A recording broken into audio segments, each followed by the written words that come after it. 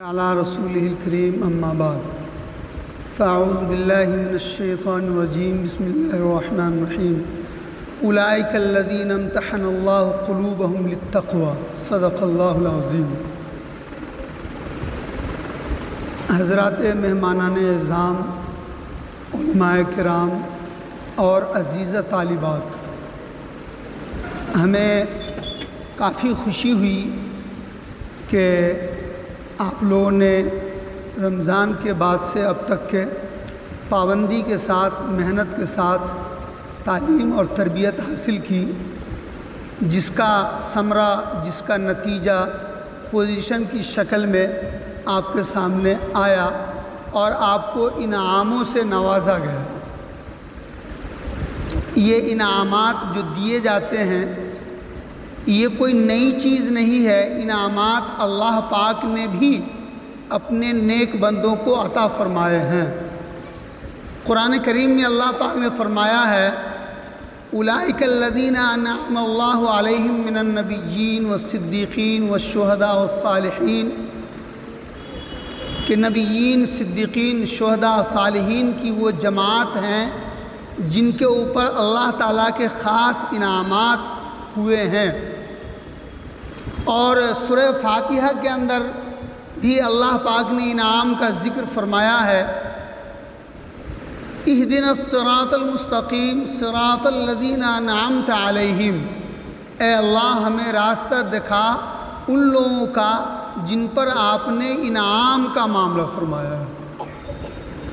तो आप लोगों में से जिन बच्चियों ने इनाम हासिल किया है, उन्हीं के मेहनत और उन्हीं के तरीक़े पे उन बच्चियों को भी चलना चाहिए जो किसी भी वजह से इनाम हासिल नहीं कर सकी है।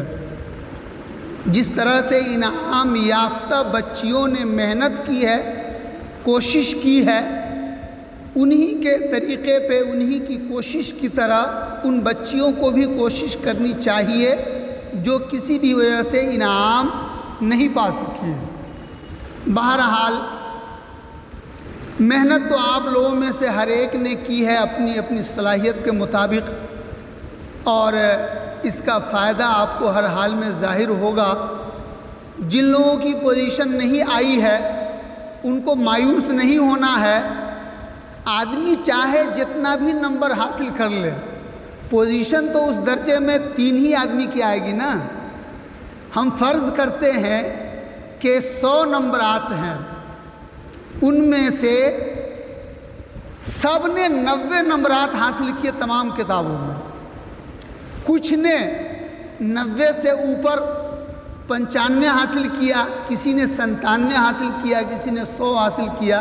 तो 90 नंबर हासिल करने वाली भी कोई कम नहीं है, उसने भी 90 नंबर, 100 में से 90 हासिल किया, तो ये कोई कम नहीं है। तो यकीनन कोई ना कोई तो अव्वल दोम सोम पोजीशन पे आएगा ही आएगा। तो ये इस बात की पहचान नहीं है कि आप नाकाम हैं, आप किसी लायक नहीं है, बल्कि आप भी कामयाब है। नंबरात में कमी बेशी होती है, हाँ उसकी मेहनत ज़्यादा थी इसलिए उसके नंबरात, उसकी समझ अच्छी थी, किताबी समझ, तो उसके नंबरात अच्छे आ गए। अब मिसाल के तौर पर मैंने एक कापी आप लोगों की चेक की, तो वो मिसाल किताब में लिखी हुई है, वो इबारत, वो सवाल में वो मिसाल लिखी हुई है। और बाज़ बच्चियों ने क्या किया है कि कुछ मिसाल को नोट किया है मसला बनाने में और कुछ को छोड़ दिया है। अगर नहीं छोड़ती तो वो भी ठीक ठाक मसला बना लेती, लेकिन जितने वारिसीन थे उसमें से उसने एक को छोड़ दिया, बाकी को लिख लिया। अब जैसे एक छूटा बस मसला बनेगा ही नहीं बनेगा। तो ये उसकी नासमझी है। तो बहरहाल समझ और नासमझ का तो फ़र्क होता है। कुल हल यस्तविल लज़ीना यअलमून वल्लज़ीना ला यअलमून, समझदार ना समझ दोनों बराबर नहीं हो सकते हैं, इल्म वाले ना इल्म दोनों बराबर नहीं हो सकते हैं। बहरहाल हमें काफ़ी खुशी हुई आप लोगों को देखकर, आप लोगों की मेहनतों को देख करके, और आपके जो ज़िम्मेदार हैं, असातिज़ा है, इन लोगों ने भी आप लोगों के पीछे बड़ी मेहनतें की और इन्हीं की मेहनत का ये समरा है। न जाने आप बच्चियों में से अगर यहाँ नहीं पढ़ती तो कौन क्या कर रही होती। तो लेकिन ये अल्लाह ने आप लोगों पर करम फरमाया कि अल्लाह पाक ने आप लोगों को पढ़ने के लिए मुंतखब फरमाया। हदीस में है मैं युरिदिल्लाहु बिही खैरन युफ़क़्क़िहु फ़िद्दीन, अल्लाह जिसके साथ भलाई का इरादा करता है उसको दीनी तालीम और दीनी समझ की तौफीक अता फरमाता है। तो आप लोगों को अल्लाह पाक ने जो यहाँ पढ़ने के लिए बुलाया है, पढ़ने का मौका अता फरमाया है, तो इसका मतलब ये है कि अल्लाह पाक आप लोगों के साथ भलाई का इरादा फरमाते हैं। तो इससे आप लोगों को खुश होना। मैंने आपके सामने आयत पढ़ी उलाइकल्लज़ीना इम्तहनल्लाहु क़ुलूबहुम लित्तक़वा। एक इम्तिहान तो दुनियावी इम्तिहान है जिसके नताइज और जिसके इनामात आप लोगों के सामने पेश हुए, और एक इम्तिहान आखिरत का इम्तिहान है। और वो इम्तिहान अभी हम लोगों का चल रहा है। रिज़ल्ट मरने के बाद मैदान महशर में रिज़ल्ट आएगा कि हम पास हुए या फेल हुए। तो असल इम्तिहान आखिरत का इम्तिहान है, और आखिरत का इम्तिहान जो है वो आपके तक़वा का इम्तिहान है, आपकी परहेज़गारी का इम्तिहान है कि आपके अंदर तक़वा कितना है, परहेज़गारी कितनी है। अगर आपके अमाल अच्छे हैं, आप लोग नमाज पढ़ती हैं, सब लोग नमाज पढ़ती हैं अल्हम्दुलिल्लाह। जब बच्ची 7 साल की उम्र को पहुँचे या बच्चा, तो उसके वालिदैन को हिदायत है कि उसको नमाज का हुक्म किया जाए, और 10 साल की उम्र पे पहुँचे नमाज न पढ़े तो उसको हल्की तादीब की तरगीब है, उसको अदब, उसको छड़ी लगाई जाएगी। तो 7 साल की बच्ची से लेकर के ऊपर तमाम बच्चियों को नमाज हर हाल में पढ़ना। बहरहाल आप यहाँ पढ़ते हैं तो पढ़ने का मकसद आपके अंदर ये होना चाहिए कि आपके अंदर तक़वा आ जाए, आपके अंदर तहज़ीब आ जाए, आपकी आखिरत बन जाए। इस इल्म से पैसा कमाना मकसद नहीं है, आपको बहुत पैसा इस इल्म से नहीं मिलेगा। इस इल्म से तो बक़द्र तन है ना, जितने की ज़रूरत है उतना भी मिल जाए तो वो भी गनीमत है। नहीं तो ये इल्म तो आखिरत के लिए हासिल किया जाता है।